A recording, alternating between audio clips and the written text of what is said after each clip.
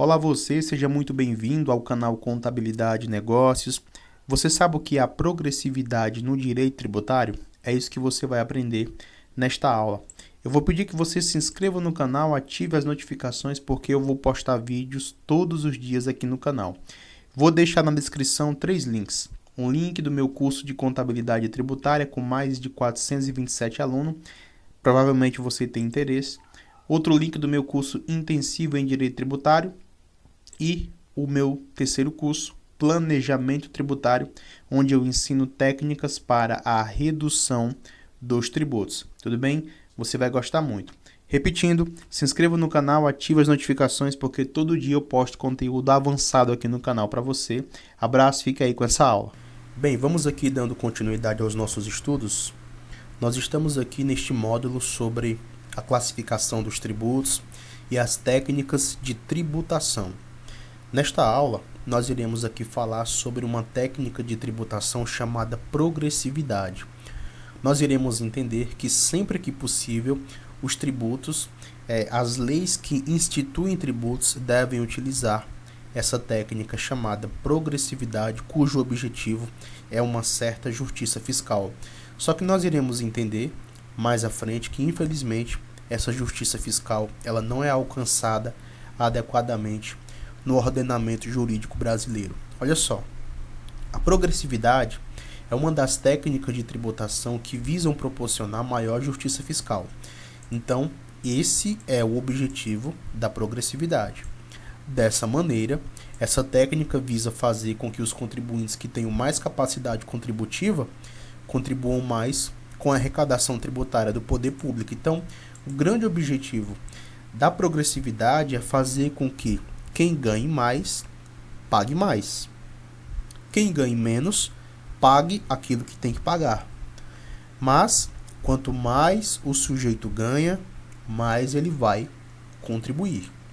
A progressividade representa aquilo que evolui de maneira gradual. Dessa forma, temos que a tributação progressiva significa o aumento da carga tributária de maneira gradual. Então, quanto mais a pessoa vai ganhando, mais ela vai pagando. Tudo bem? Nós iremos ver isso aqui com um exemplo do imposto de renda. Eu não sei se você já se deparou com essa questão aqui do imposto de renda de pessoa física, acredito que sim, né? Onde nós estamos vendo aqui as faixas de tributação, tudo bem? Então, quanto mais a pessoa vai ganhando, mais as alíquotas vão aumentando, tá certo?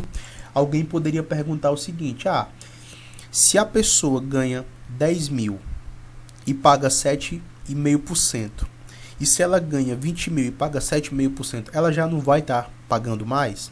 Porque no final das contas, muitas pessoas já entraram com essa indagação na justiça. Espera lá, se eu ganho 10 mil e pago 7,5%, e depois eu ganho 20 e pago 7,5%, eu já estou contribuindo mais, porque quanto mais eu ganho, mais eu contribuo.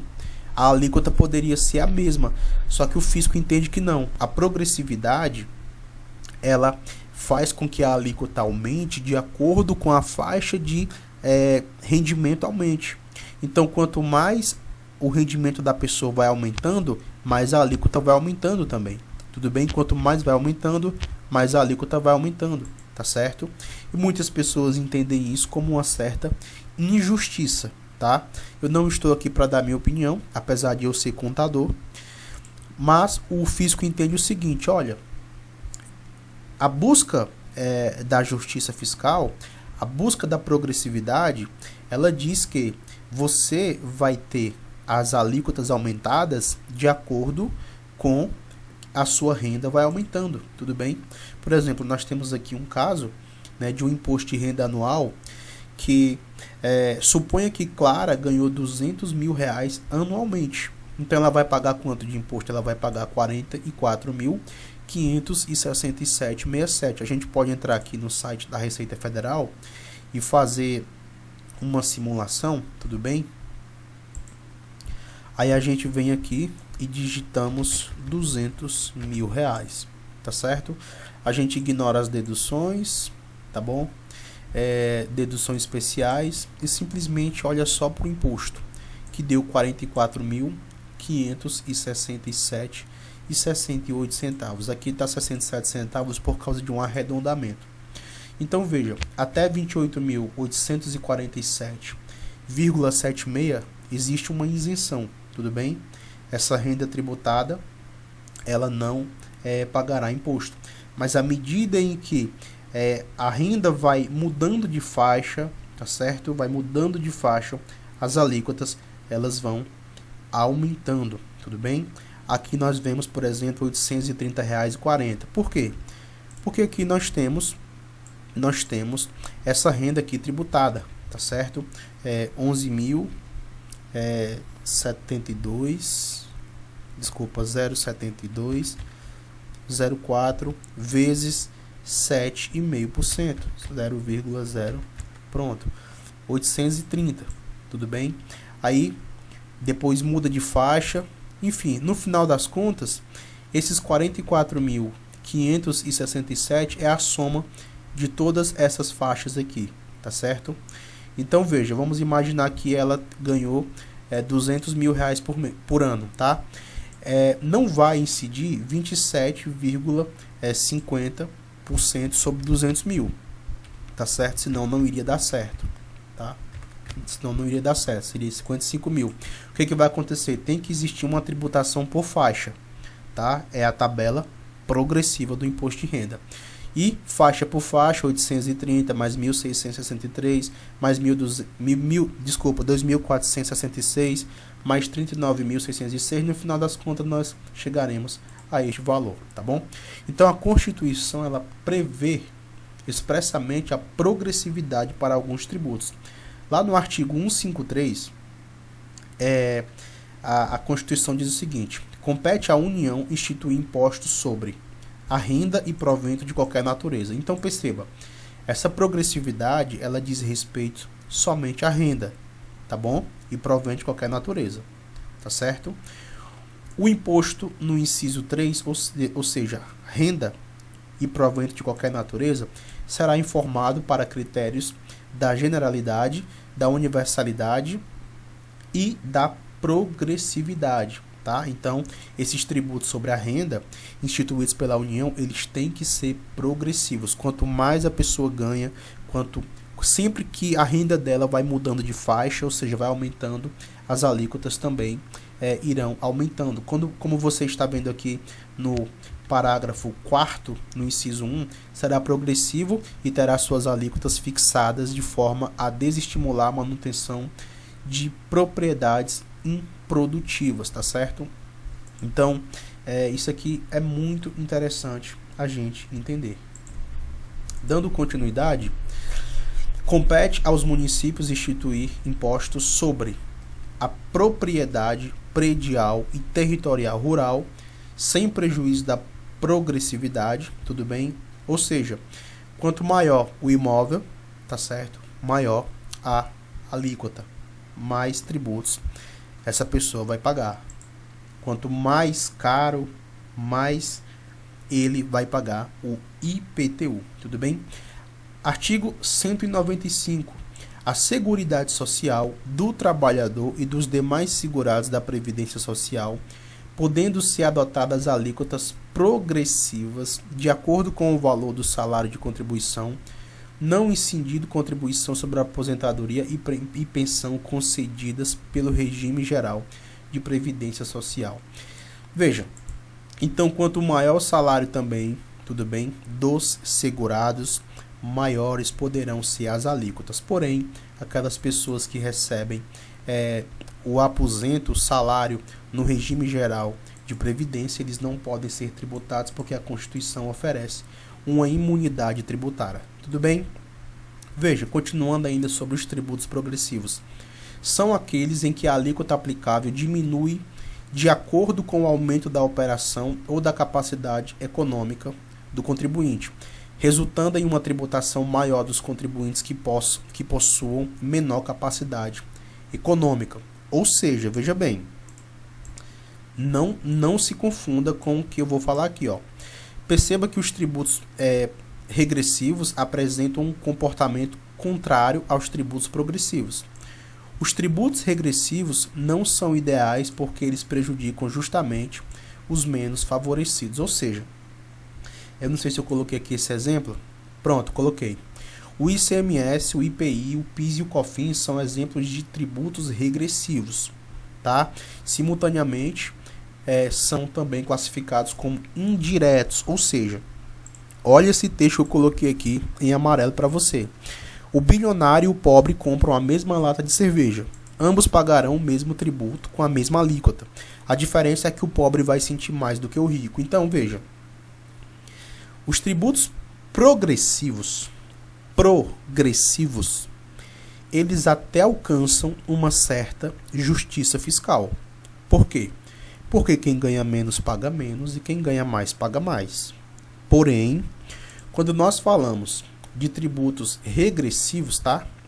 Regressivos, acredito que eu tinha falado de progressivos aqui, mas é regressivos.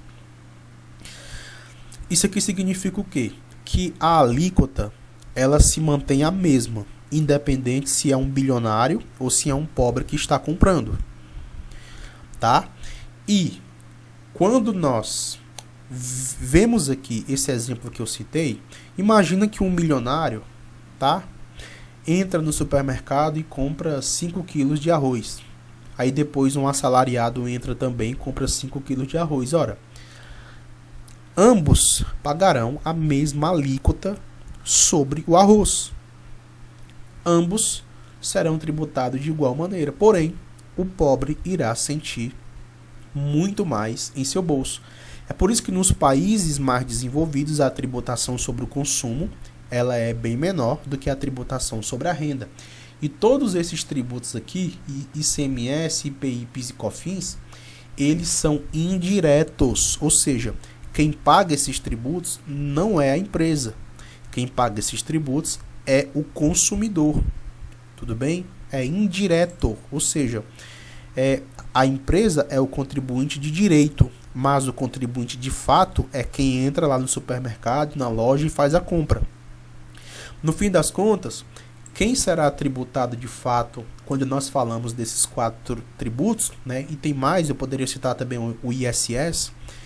Quem será tributado é quem entra na loja, no supermercado e compra. Tudo bem? E, neste caso, o bilionário, o milionário, enfim, o rico que tem um super salário, ele vai sentir menos a tributação do que o pobre.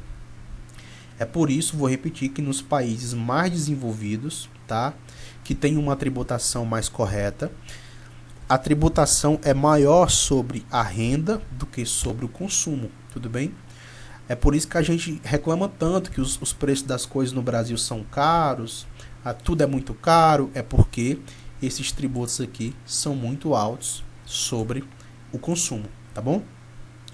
Tributos proporcionais são aqueles em que a alíquota aplicável é a mesma independentemente da operação ou da capacidade econômica do contribuinte.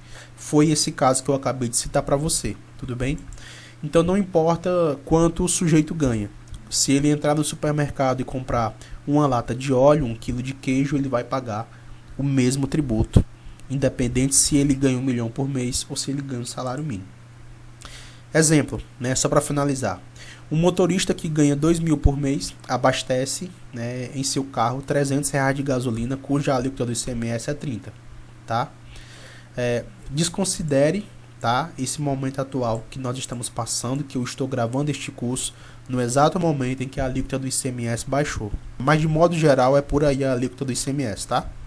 Então veja, o motorista ele ganha 2 mil por mês e abasteceu seu carro, colocou R$300 de gasolina pagando 30%.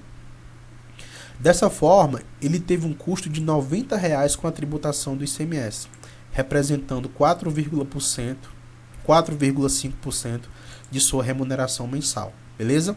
Por outro lado, o empresário que tem uma renda mensal de 30 mil e abastece o mesmo valor, né, em gasolina, terá o mesmo custo de R$90, tá?